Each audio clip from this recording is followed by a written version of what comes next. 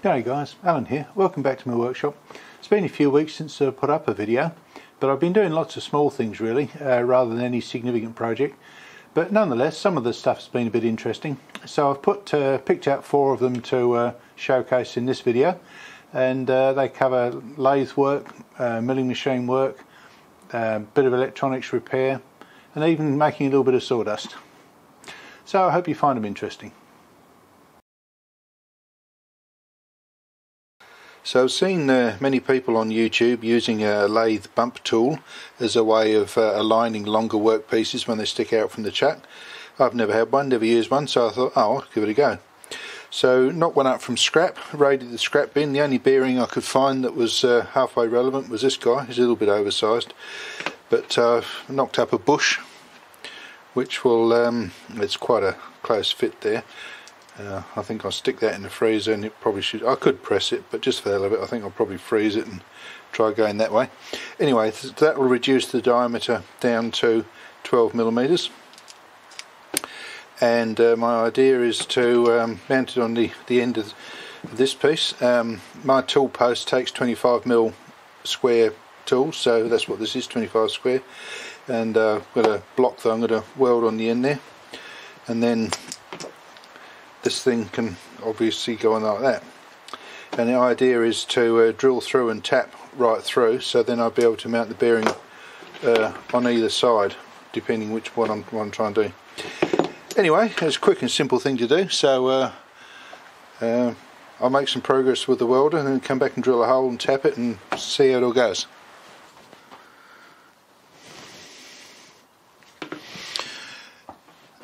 So, time to see whether this will drop in, or whether I've got to press it.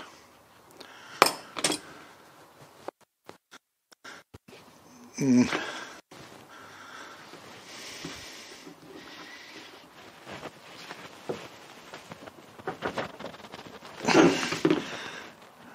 it's going to need a gentle persuasion.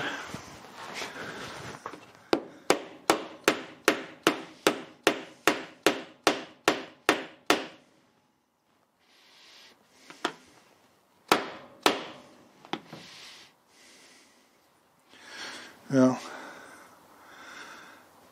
don't know about gentle. Don't know about gentle, but it's in there. Right.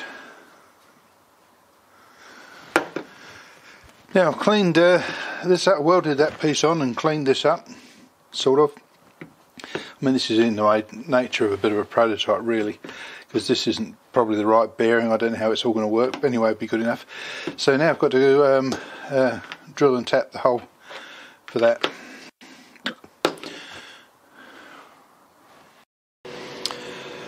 Okay, so I'm all set up to drill the hole. I'm going to set it so that the hole is 25 up from the bottom face to get the correct centre height, and just centred on this lump.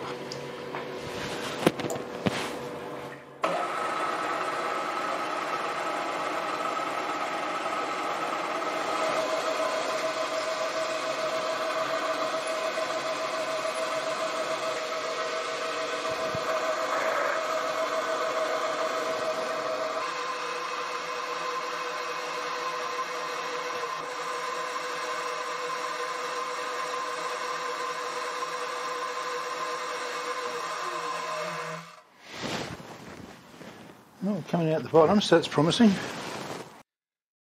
Matty of Matty's Tools was asking the other day what people use as their taps, what brand. I don't know whether you can pick that up, but that's a Sutton tap.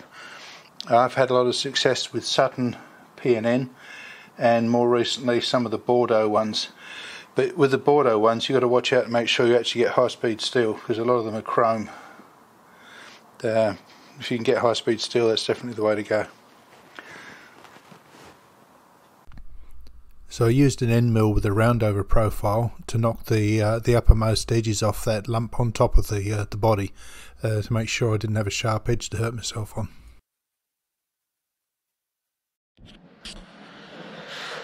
Alright, well, let's see if this thing works. Got a bit of pipe here. It's got a bit of a taper on this end, but let's see if we can make any headway. I heard a quick play, but let's have another look.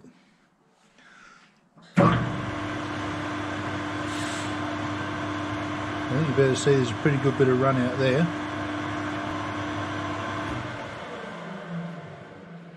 So I don't have this, probably should have it, yeah, I need to have it tighter in the chuck.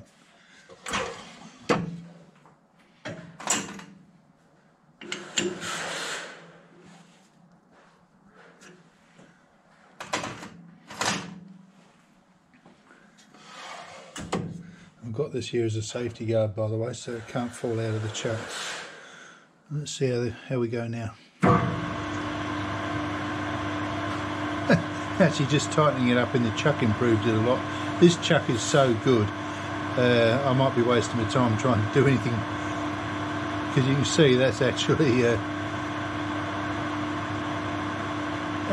just out of the box. That's pretty much spot on. Yeah. So I don't think I'm going to get much value out of using it like this. Let's have a go at using it the other way around, getting something faced in the chuck.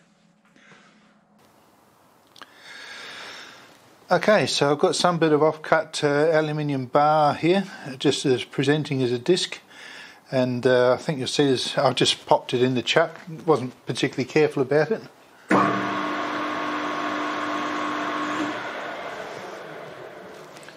So you can see there's quite a bit of run out on the face. So let's see whether this bearing bumper, or whatever you want to call it, is more useful for sorting that sort of a problem out than it was the longitudinal problem.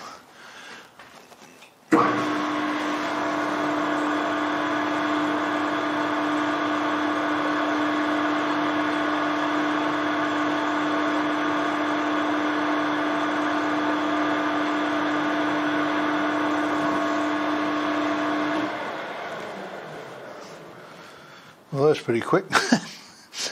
Alright, well I think that's going to be a useful tool for doing that job. Not so convinced for the longitudinal though. Okay, well I guess this prototype has proved that this sort of design works well with a facing operation. So I guess now I've got to decide whether to just clean this up and glue it or make another one. But either way, this bearing works, so I'll call that a success. I have one of these EasyView DRO devices installed on the quill of my milling machine, and it works okay. The reader is a little bit slow, but I can live with that. The unit takes 2 button cells, and to be fair, the battery life is reasonable from those cells, because after all there's no light in it or electric motor or anything. But I'm a bit forgetful at times and forget to turn the thing off, so I finish up changing the batteries more often than I like. Now the unit does have provision for external power input, and it's not, in my world, a particularly common socket size, but I did find a way of getting power into it, only to discover that it didn't want to accept the power in that way. So I had to pull it apart and find out what was going on. So I wanted a plug-in wall wart sort of power supply, which had the correct end on it for these DROs. That's 3.5 OD and 1.3 millimeters ID. But finding some way of connecting to these pins. Normally you have a socket on the end of the cable from the power point, from the power plug thing, but because I wanted to cut that cable down to get rid of all the spare, I finished up needing some way of connecting to these pins. So I machined up these brass connectors that you can see here. They're 2.5 OD and 1.5 ID, and they're a good push fit onto these pins. So I'll solder my wires into these things. If it's possible to buy something like that, I couldn't find it, so I just decided to make something. So that's the soldering done. Just got to put the heat shrink down there now, and follow it up with this larger piece to go over the whole lot. So shrink those 2 down first, and then that, and it should be done. Right, well, that looks nice and pretty now. Yeah, but does it work?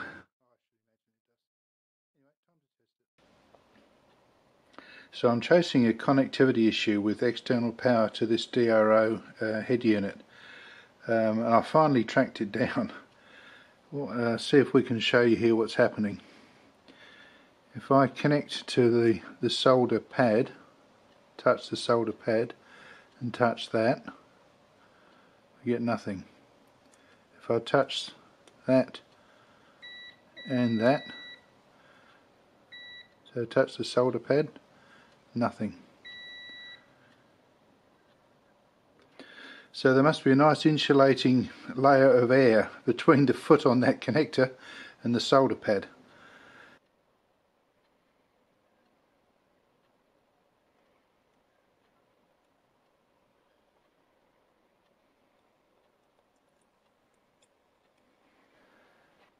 Okay, well that's connected external power. Let's see whether or not the repair has worked. Oh well, yeah, I'm pretty happy with that.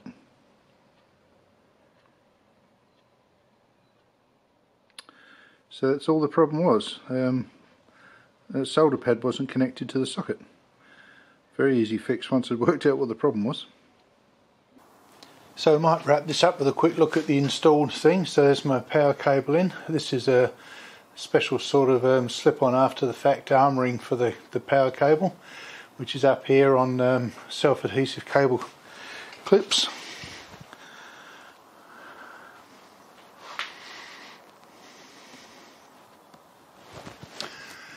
And you can see it goes all the way up to the wall wart, the power adapter. So this is all low voltage around here. So that all seems to work just fine. Now, I no longer need to worry about forgetting to turn this off and the battery's going flat.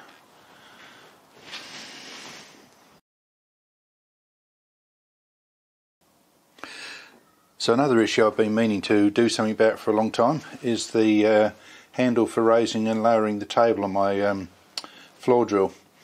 When the table's up higher, this will go around without any problem, but you can see it sitting there. And yeah, you can take it off and do it in pieces, but that's all a bit irritating. And I thought, well, let's just make something much smaller that will go on there. So I cobbled something up quickly using an old socket and a scrap of metal which had a hole in it that was somewhere near the right size, but it was a threaded hole, and I just skimmed the outside of the socket, pressed it in there, and that works alright. So as a proof of concept, but I want to do something a bit better. I don't like the idea. I got lazy, and I shouldn't have used a bit of metal that had a thread in there originally. You see, it's not very tidy. So I'm going to knock something up that does this job a bit better.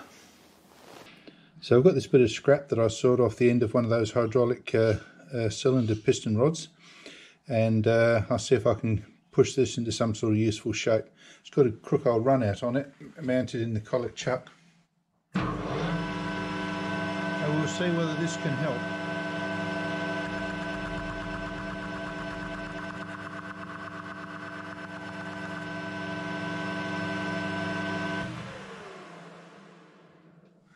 Whether my eyes were deceiving me, it looked like that was starting to walk out of the chuck.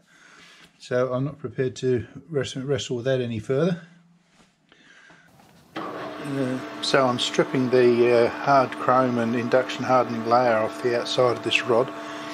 The chrome's probably only a couple of thou thick, but the induction hardening goes down for about 2 millimeters, something like that. So anyway, I'm doing a ½ millimeter depth of cut, or a millimeter off the diameter. Let's see how that goes.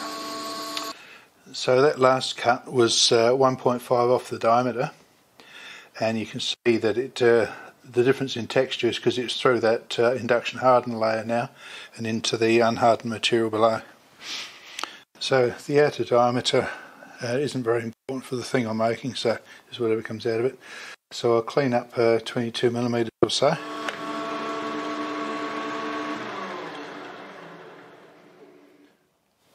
Okay, that's pretty good. That's big heaps for what I'm trying to do.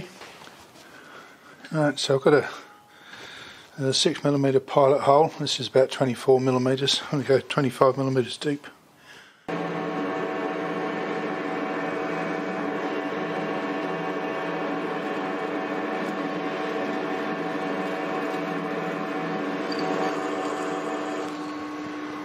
Well, that drill cut very nicely. Well, that drill did really well. I thought you might be interested just to see the grind on the end. Right, so part 22 off. I would have knurled that, but I haven't got any knurls that's big enough to do the job. I have to do something else.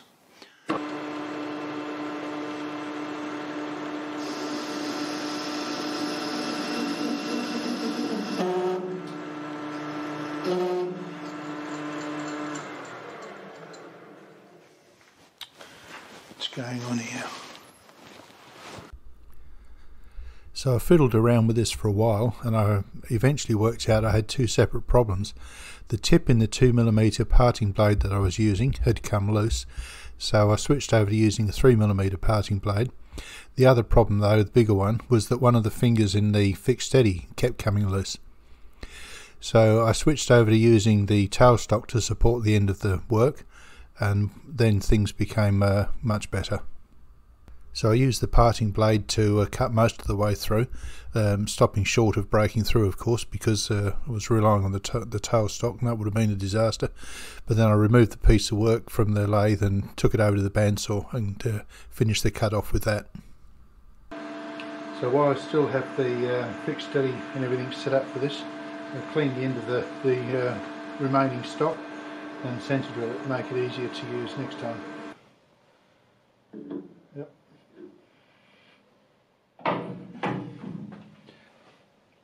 So this bit of rod might be getting shorter, but it's still got quite a lot of weight in it. Oh. Okay, so this is my first use of this bump tool for real.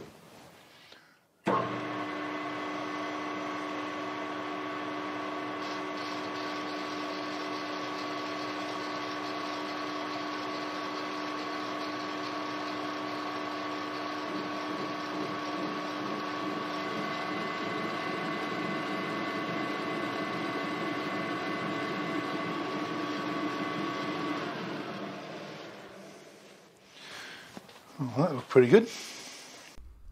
So I wanted to bore this out to be a good fit on that socket which I'd cleaned up, and the OD on the socket was 27.69, so I thought I'd bore this out to 27.64, which would have a 0.05 interference fit. Somehow or other I managed to catch only the last few minutes of the last few seconds of this operation, but at least I did hit the target that I was shooting for.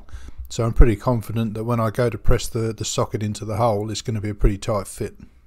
And I won't need to weld or anything. So as I mentioned earlier, I didn't have a knurling tool which was big enough to put knurls on the outside of the disc thing that I'm making up, the handle I'm making up.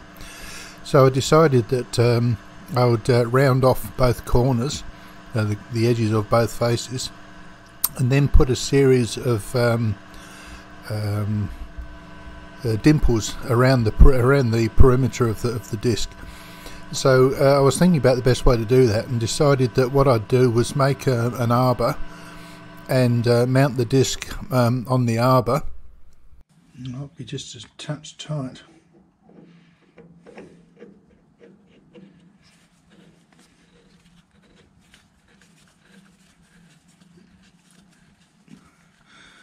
I don't know, I think that's probably bloody perfect.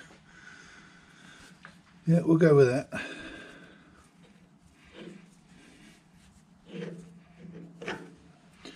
Right, so that's the locating arbor. So now I've got to put a 1-inch UNF thread on the end for the clamping nut.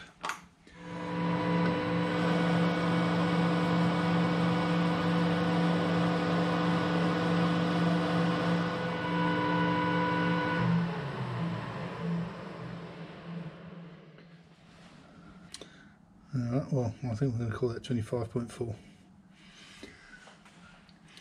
Now I'm going to have to cut a thread relief to run the tool out into.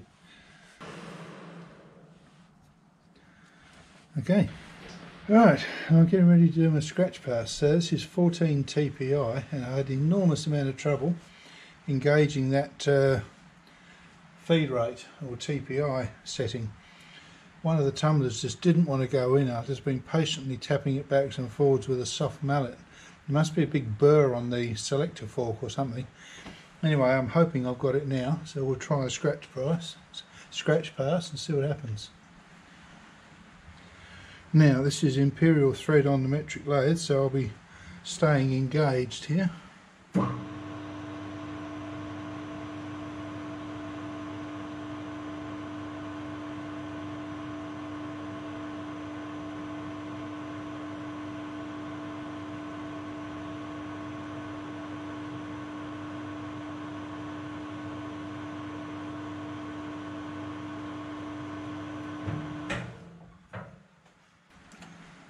There's my 14.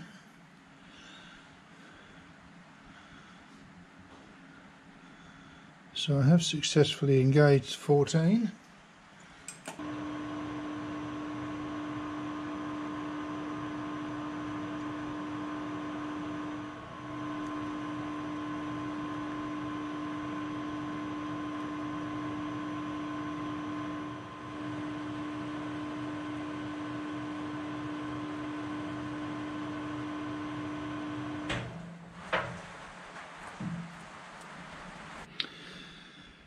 Right, so I just wire brushed the nut and had a closer look at it, and I can see there's a little bit of damage just here which will come into play when the thread goes full depth.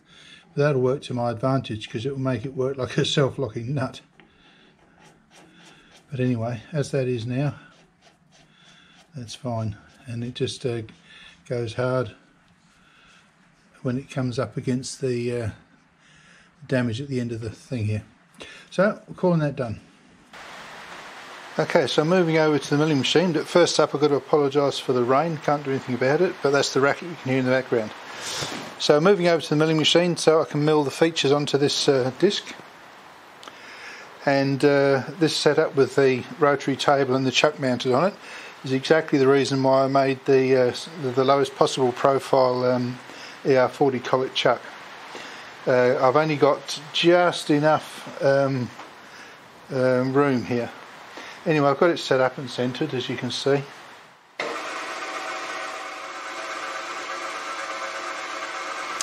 So now I'll get the rest of the setup happening.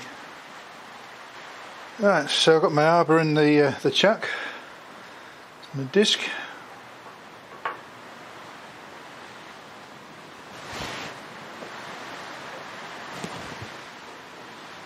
There's a pretty snug fit on that.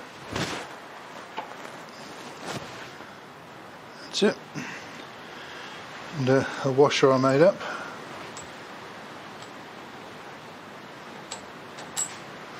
And this crappy nut which I found in the drawer and decided to use. I think in hindsight I probably should have made my own nut, but anyway, there we go.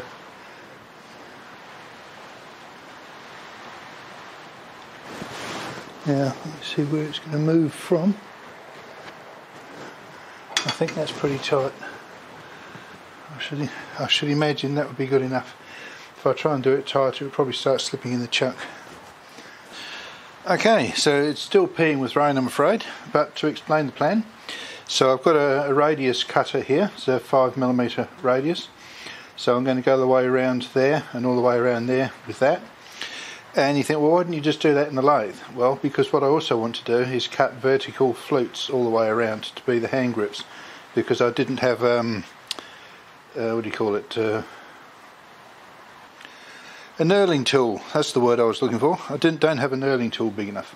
Anyway, so I've got this nut done up good and tight, and I'm hoping that will be enough to stop this from rotating. Well, let's find out. I think we'll have a bit of coolant too. Hopefully you can set it up so it won't splash the camera.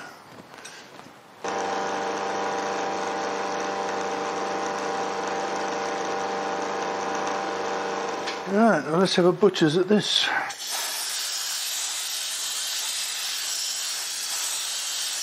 Well, that's alright. This bit up the top here will clean off fairly easily and just leave a faint witness line there, which I'm not unhappy about that. Alright, time to turn it over.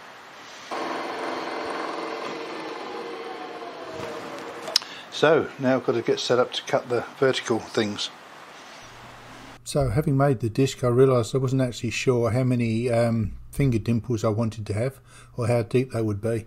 So I decided to model it up in FreeCAD, which would make it easy to try different things. So I could change the cutter diameter, for example, from 16 to 20 millimeters and see what difference that would make.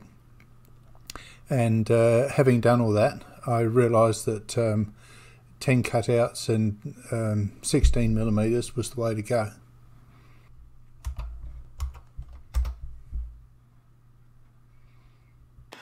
Okay, so I'm getting ready to mill the finger dimples, or whatever you want to call them, the grooves, and I'm going to set up the DRO to dictate or to set out the hole pattern for me. So looking up at how we do that, we've just got to choose the hole pattern thing, set the centre, in my case, at 0, 0, and the diameter is going to be 77.7.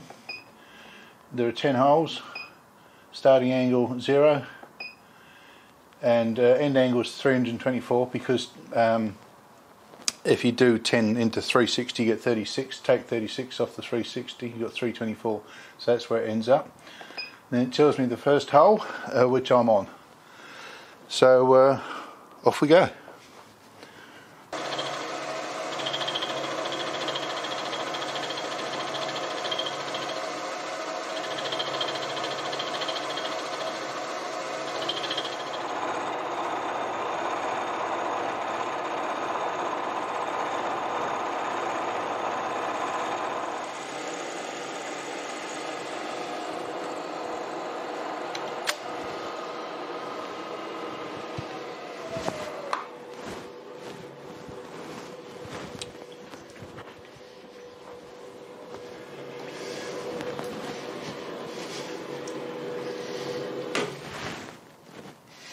Well, that 3-bladed or 3-flute cutter did a much better job, so we'll stick with him for the rest of the job. Last hole, last cut.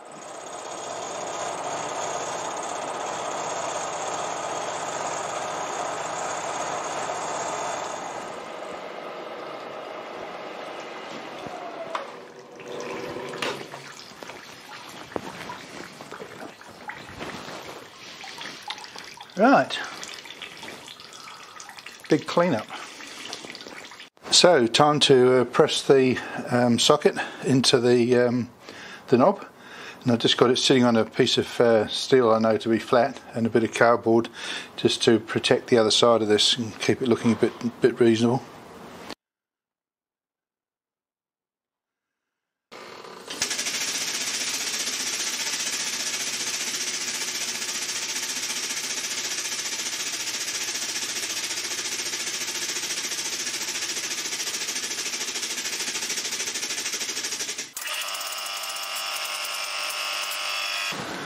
Yeah, I think that's gone in pretty nicely.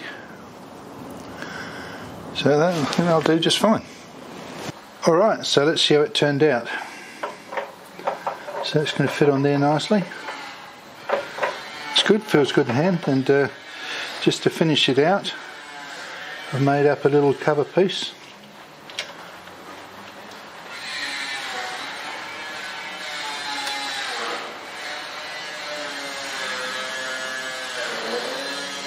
There's a guy next door to me making a hell of a racket, sorry about that. But there we go. Actually it feels quite good in the hand, it's a good ergonomic sort of thing, and you get a good grip on it. Obviously it's you don't get as much leverage as you would with the handle, but I haven't needed to use the handle. I mean, that would come in handy if you were trying to raise and lower it with a heavy load on the axial on the table, but I tend not to do that. So that's going to work well for me, and if I ever want to revert, of course I can. Another job done.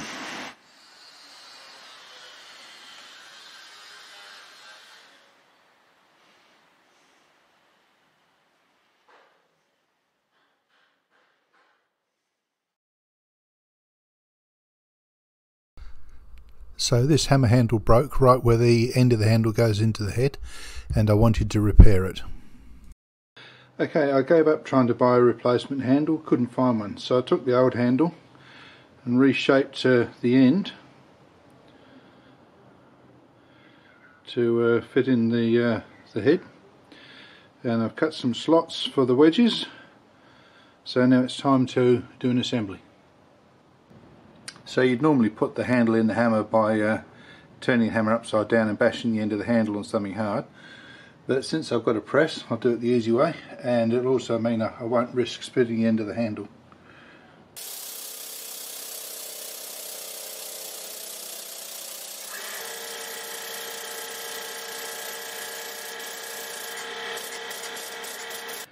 So that seems to have gone in quite satisfactorily.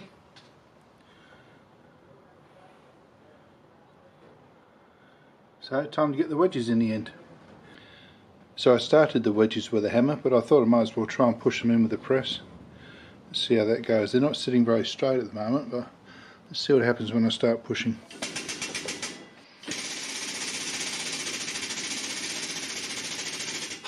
I'm going to be bloody tight, they will.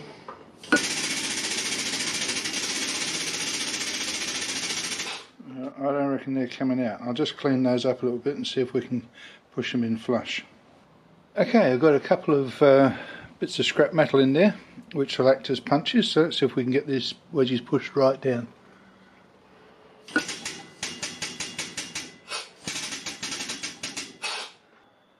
Alright, I think you can see that's pressed those wedges just below the surface. So I'm pretty confident that that head is on tight.